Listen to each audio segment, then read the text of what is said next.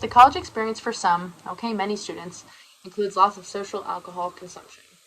This can be pretty frequent, sometimes every weekend. The students are at parties where they become intoxicated and then wake up the next morning with the dreaded hangover. What happens to our human bodies biologically when we consume alcohol, and why do students always get the next day headache or nausea? Understanding what mechanisms are going on inside of us as we engage in seamlessly harmless drinking games could help us understand why it can be very dangerous.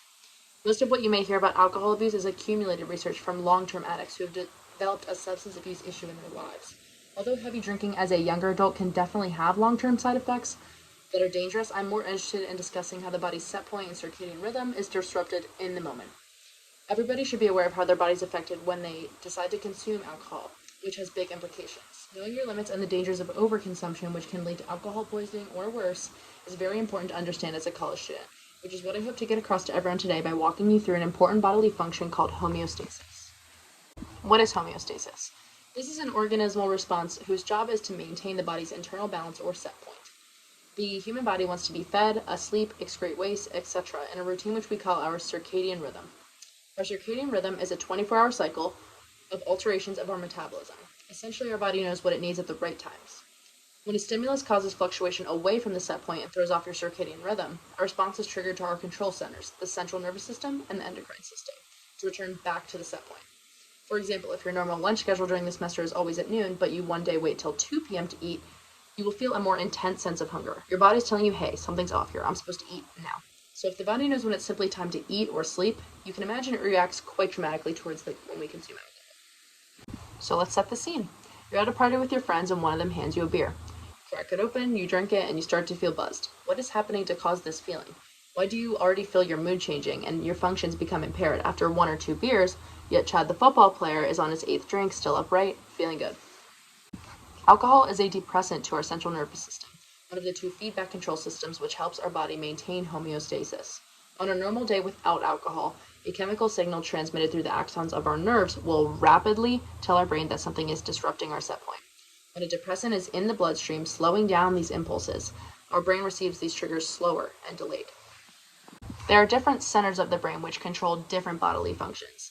The cerebellum is thought to control balance and smooth motor function. This is why after you drink multiple alcoholic beverages, your ability to walk straight, stand upright, and generally move your body is impaired. The communication between, let's say, your legs and your brain is behind, so as you're trying to tell your legs to take each step, they're physically not understanding the signals the way that they should, or as fast as they should. The amygdala is what is thought to control our emotional arousal, and what ignites fear and anxiety. When drunk, it is not uncommon for people to lose their sense of awareness, act much more confident than usual, or even become aggressive. Our emotional cues when drinking are slowed, which leads to the next effect, poor judgment and critical thinking skills. Each part of the brain is affected when intoxicated. Therefore, an example could be given for each function of the brain whose impulses are impaired. The moment that these impaired functions become very dangerous is when your body's subconscious functions of breathing or heartbeat are disrupted. On a very serious note, drinking socially must be a very cautious activity to engage in. Going overboard can lead to serious consequences if you pass out or if your heart stops beating. This sounds very scary because it is, and it's very real. What our body does to combat this and return to its set point is vomit. When people get so drunk that they throw up, it's because their body understands that there's too much alcohol in the bloodstream and in the stomach. It will begin to reject the alcohol by triggering very immediate nausea, or even causing you to lose consciousness.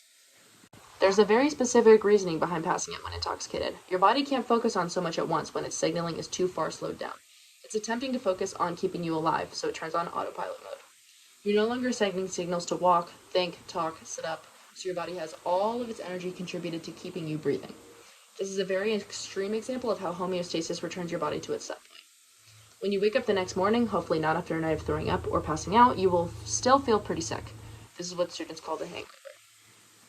The reasoning behind this feeling is both the dehydration and the extreme disruption of circadian rhythm. You most likely stayed up hours past your normal bedtime and your body experienced slowed impulses, impaired functioning, and irregular brain signaling.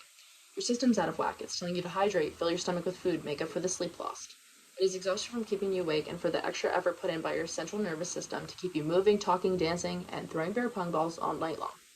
It's no surprise that your 24-hour rhythm is very off track. More intense impulses to sleep and eat are triggers to put you back on track to your set point. Hopefully, with a better, deeper understanding of your body's balancing mechanisms, you will take with you a conscientious mindset to be careful of what your body can handle, and to listen to your body when it's telling you that you have reached your limits. Stay safe.